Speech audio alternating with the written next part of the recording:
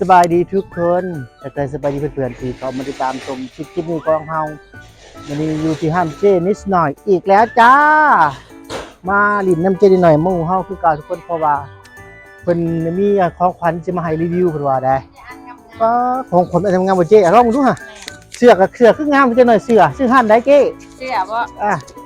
เสื้อพนักงานขายน้ำที่ลึกจ้างามแน่หน่อยหนึ่งรีวิวได้ไหมอันนึงเสื้อพนักงานขายน้ราคาเท่านี้อันกระเช้ากระตาของขวัญำอันใดราคาเท่าไหร่เนี่ยมีหลายราคาได้มีหลายราคานี่อันนี้ห่อใหม่ๆจักเท่าไรเขายังบ่ทันได้ติดราคาจนของร้านบ่แม่นแบรนด์ก็มีหลายๆแบรนด์ก็มีทุกคนแบรนด์นี่แบรนด์ก็มีหลายๆแบรนด์ครับบอกแล้วแบรนด์ทุกคนแบรนด์ลูกค้ามาถามหาแบรนด์นี่มีแล้วแบรนด์สกอตแบรนด์แต่บ่แม่นลังนกสกอตเพียวเด้แบรนด์สกอตมีบนทุกคนห้านเพิ่นจะได้มาเอาด้วยทุกคนเด้อนี่เต็มเลยของขวัญปีใหม่พี่น้องคนใดที่สนใจอยากได้ของขวัญไปอวยพรปีใหม่ผู้รักผู้ใหญ่เนาะหรือว่าเฒ่าแก่แนวโฮมต่างบ้านเฮาเฒ่าแก่เนาะไปเฒ่าแก่แนวโฮมไปมาซื้อได้ห้านเพิ่นราคาถึงจำยาวแม่นนี่หลายทุกคนบ่ต้นคริสต์มาสต้นคริสต์มาสก็มีนะพี่น้องนะนี่เค้กก็เต็มตู้ได้เค้กอะไรอยู่มึงเค้กดูนี่ป้าเค้กราคาเริ่มต้นเท่าไหร่จะได้หน่อยราคาเริ่มต้น75,000เริ่มต้นทุกคนว้าวถึกใจ70ก็ได้เดี๋ยวมีลุ้นได้พี่น้องเอ้ยได้ถึกใจแต่พิษละ80ว้าวคันว่าบ่ม่วนเลยขายราคาเต็มโอ้หมด80ขึ้น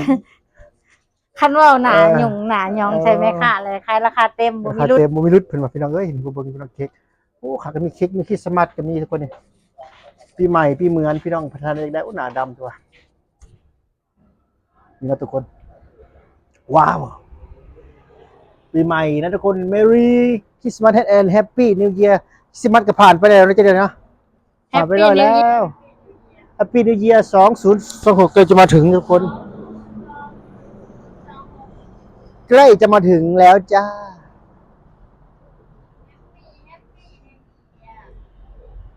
สำหรับคนที่รอถ่านะทุกคนให้เขาไปถ่ายคลิปอยู่หมู่บ้านของน้อง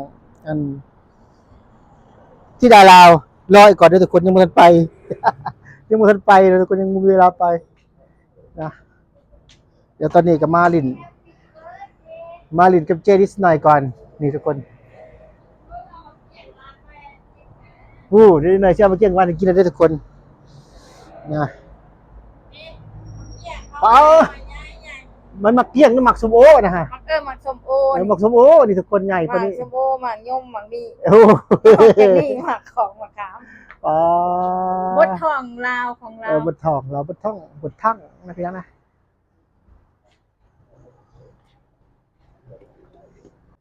เจนิสหน่อยเฮามีแผนไปเล่นใช้อยู่ปีใหม่สกลเท่านี้ยังบ่แน่ใจนั่นเดี๋ยวไปหาอ้ายหาน้องแถวใกล้ๆพุ่นแหละแถวตอนนี้แหละยังบ่ทันไปใช่ปะยังบ่แน่ใจนะปั๊บเลยนะปั๊บเลยปั๊บชาแนลเลยบ่มีโครงการเดี๋ยวพวกก็บ้านเพิ่นเจหน่อยใหญ่หลังใหญ่จังเลยหลังใหญ่ทำไมบ้านเจหน่อยใหญ่จังเลยตัวโอ้ใกล้แล้วบ่หลังปีใหม่เดือน3นี่โอ้ครับโอเคกำลังเก็บรายละเอียดเขาไฟแล้วบ่เขาพื้นเขาไฟแล้วบ่เขาพื้นเขาไฟแล้วบ่เฉพาะดอกไผ่เท่าไหร่ราคาเกือบ100,000ป้าฟิลิกอะไรทุกคนแล้วครับพี่โฟดโฟบักแตงเงินเพิ่นพี่น้องเฮือนไผ่เฮือนอ้ายครับแอบอ้างหยอกเป็นคนหยอกเป็นมุกถ้าคอยขายน้ำได้มาจนคนมาเฮมาขายน้ำหมดแล้วพี่น้องแล้วทีนี้มาตรวจสอบแล้วตรวจสอบแล้วขายน้ำมันขายน้ำแท้บ่ถ้าขายน้ำมันก็ได้เบิดตัวอย่างขายน้ำแท้บ่หมดว่าเนาะบรรยากาศยามแรงๆมื้อนี้พี่น้องวันหยุดสุดสัปดาห์เป็นวันเสาร์พี่น้อง นะวันเสาร์วันอะไรก็ไม่รู้ทำไมเราเหงาจังเลยวันเสาร์จะเหงาได้ไง เช้าบนมือ จะวันมือ เขาพากันคือเบียร์กับเงาได้ เขาบ่เหงาทางอื่นส่วนเฮาละเหงาเฮาน่ะ มาถามหาอาหารเหล่าค่ะ โอ้โห ซื้อเหล่าไปกินมาถามหา ผมเป็นคนเท่านี้บ่ถามฮะ แม่ คนทางอื่นเนาะ มาลิดมาเดียวแล้ว อื ผม ม หันเหล้ามาถามหันเหล่าจะใช้แบบ โอ้แนวนั้นนะแนวนั้นนะสิแก้กินมาหมักสมบูหรือสิแนวใดปาดได้ไหม เอฟซีจะมีกลายเป็น ใครมี FC นะใคร FC ไลน์ใคร FC ไลน์คน FC ไลน์แล้วค่อย ของอะไรนี่ นี่ถ่ายคลิปแคมทางกันแบบนี้แล้ว ได้ที่ปาดดูมันหน่อยเนี่ย เราปาดมันก็มีอย่างเงี้ยข้างในเบามีบนนวลมันมีจะบนนวลมันฮะ เดี๋ยวว่าเบา อืมนี่ร้านเดียวหน่อยวันนี้ก็ได้เสื้อสวยจังเลยเนาะ เสื้อสวยเสื้อพนักงาน อ๋อนี่เล็กอีหลีคนสวยคนงาม เรื่องของแบรนด์ใหม่เป็นพนักงานขายได้ เสื้อแบรนด์ใหม่ได้ เขาไปเห็ดเสื้อเป็นแบรนด์ของเราเนาะ แจกแบรนด์ผมบ่แจกรถเสือขายเสือผมบ่โอ้คนดังใช่ไหมคนดังต้องไปสักขายเสือแล้วคนดัง เบิ่งลูกป่าให้เบิ่งด้วยนี่ พอเบิ่งมันคือ ลองฟังดู คือหนาเห็ดกว่า เปลือกหนาจากเดือนเดียวสมมติจาก เอาเขามาแบบเลิก เขาบอกเลยว่ายังเงินบ่ทันได้ยังไงเนาะบ่เห็นยังเลยเนาะ ๆโมเห็นเลยขนาดเลย เออโอ้ปัดเบอร์เจ เขาว่าลาวตกนะนี่กระแสนี่เด้กระแสกินนี่เด้เนาะกระแสยังลาวตกไทยน่ะ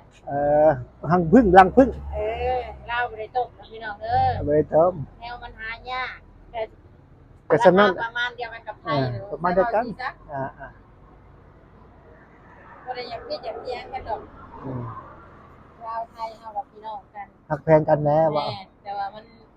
ราคากับประมาณเลย อ่า อันผู้เพิ่นกินนะเพิ่นก็ เจอเนื้อล่ะ โอ้ยเปลือกมันหนา เปลือกหนาจริง หนาแฮง ๆปลามึงดูเปลือกมันเอาไว้อันดับกลิน จะกินของน้ำบ่ได้บ่ อ่างน้ำก็ได้อยู่นี่ก็ได้นี่แถวนี้ไรนู้ไรยังก็ไรได้ปะไว้เลือดวางไว้ไรมันสาบไรยังก็ได้ครับ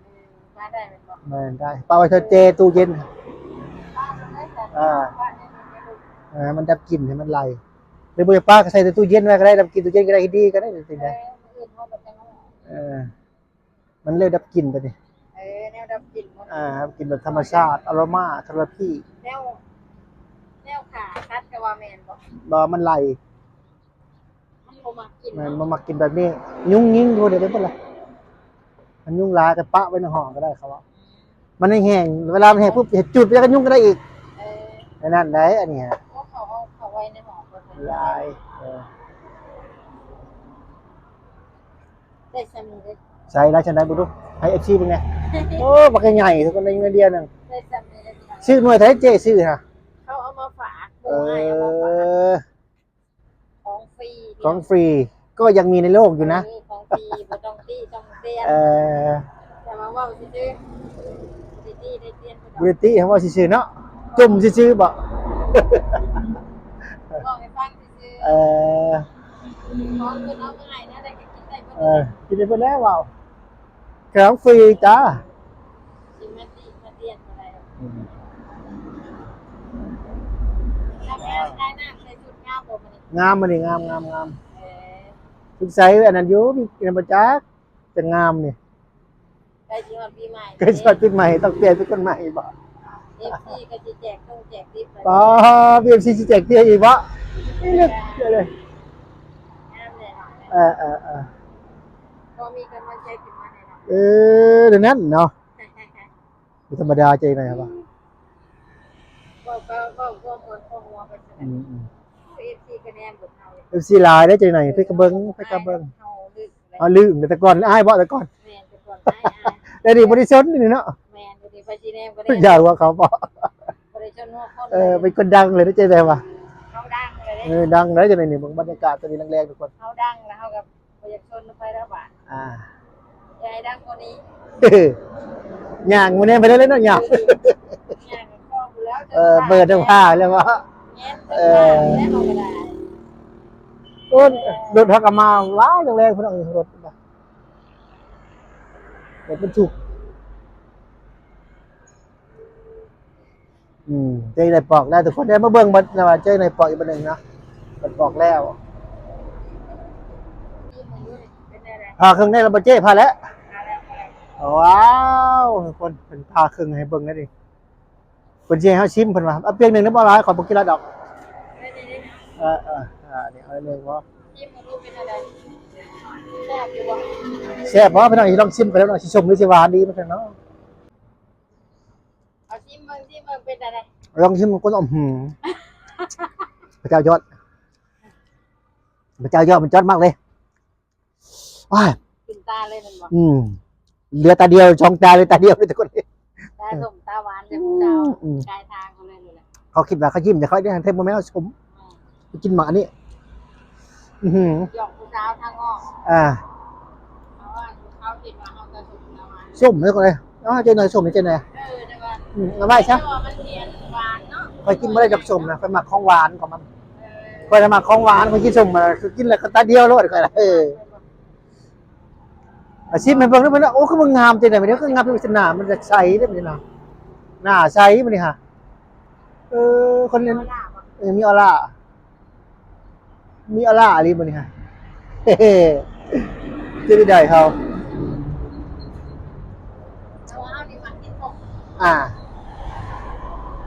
เชื่อมาบริชมมาใจหน่อยด้วยเชฟบอกโอ้เขาได้กินไว้นะเขาชม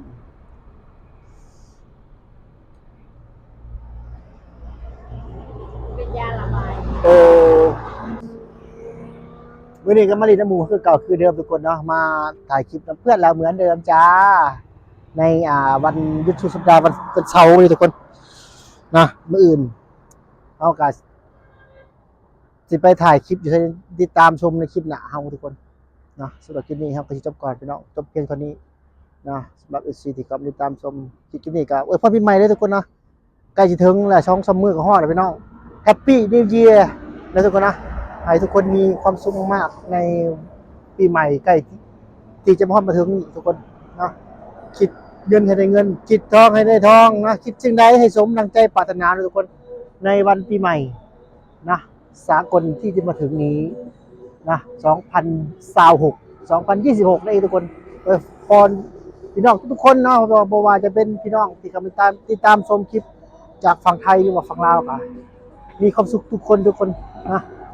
สำหรับคลิปนี้จบกับพี่น้องพบกันใหม่คลิปหน้าบ๊ายบายสบายดี